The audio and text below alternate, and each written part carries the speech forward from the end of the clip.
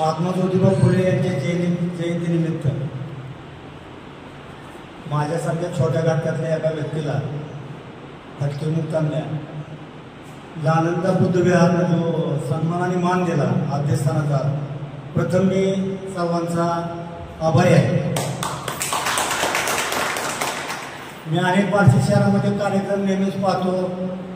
अनेक संघटना, सामाजिक संघटना कार्यक्रम राबवतात. मी प्रत्येक कार्यक्रमाला जातो.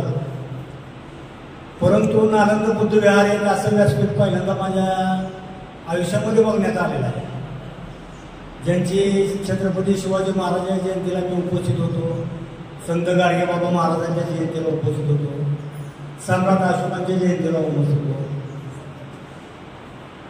ह्या जयंत्या फक्त या नालंदा बुद्ध विहारमध्येच माझ्या पाण्यात आल्या.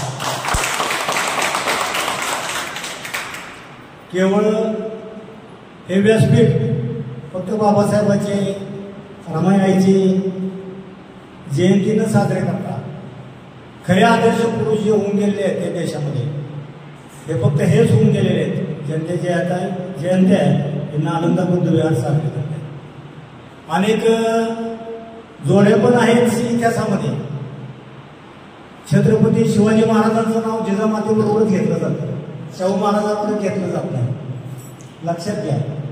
फक्त एकच असे दोन जोड्या आहेत देशामध्ये आजरामध्ये, ते फक्त बाबासाहेब आंबेडकरला रमाईताई आणि महात्मा ज्योतिबा फुलेला सांगितले. ह्या स्त्रियापासून कुठल्या स्त्रीचं नाव ह्या इतिहासात नाही. मला अजून पुरुषाबरोबर नाव कोणाचं जोडलेलं आहे. फक्त सावित्रीताई आणि रमाईचं नाव जोडलं जातं, थोड पुरुष होतं. बाकी जे जेवढे येऊन गेले इतिहासकार, इतिहास कुठल्या स्त्रीचं आणि पुरुषाचं नाव जोडलं गेलेलं नाही. फक्त दोन स्त्रिया आणि दोनच पुरुष, म्हणजे बाबासाहेबांनी महात्मा ज्योतिबा फुलेंना करून मानलेलं आहे. आणि महात्मा फुले आणि बाबासाहेबांनी फक्त दलितासाठी काम नाही केले. जे अस्पृश्य आहेत, वंचित घटक आहेत समाजामध्ये, शिक्षणाच्या प्रवाहात बाहेर पडलेला समाज आहे, पालात राहणार आहे, रस्ते, ह्याच्यासाठी काम केलं. आम्ही त्या घटकातून जन्म घेतला. त्यामुळं कसं तरी पहिल्यांदा बुद्ध विहारला आमचे नाव जोडलेले. आता सरांनी, आमच्या बालरावने उत्कृष्ट त्यांच्याबद्दल मी जे बोलायचं ते माझ्या पुढचे बोललेले.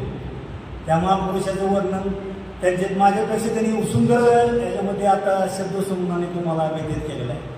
परंतु मला एकच आहे, इथून पुढं आमचे जेव्हा संघटना बाटकीमुक्तांची मी कुणाला बोलवलं नाही. हे सगळे उपस्थित वंचित घटक आहेत. परंतु संघटनेचा मी प्रमुख कार्यकर्ता आहे आणि तुम्ही मला मान दिला. आणि शतशः आम्ही बालेराव सरांचा, आमच्या आनंद चव्हाण, रामेश्वर कदम, माझा कोर्टापातला ग्रुप आहे सर, यांच्या विनंतीला मान देऊन मी या विहाराला मी आजपर्यंत आलो आहे. आणि जोपर्यंत विहार आहे तोपर्यंत माझे प्रत्येक पाऊल यात कुठली शंका नाही. कारण का माझी संघटना लक्ष्मी मानाची बाबासाहेबांच्या विचारावर झालेले आहे आणि 28 वर्षाची वंचित घटकाचं काम करतो. आणि त्यामुळं मला अजून एक वेळेस तुमचे आभार मानण्याची संधी आयोजकांनी दिलेली आहे. त्यामुळे मी सर्वांचं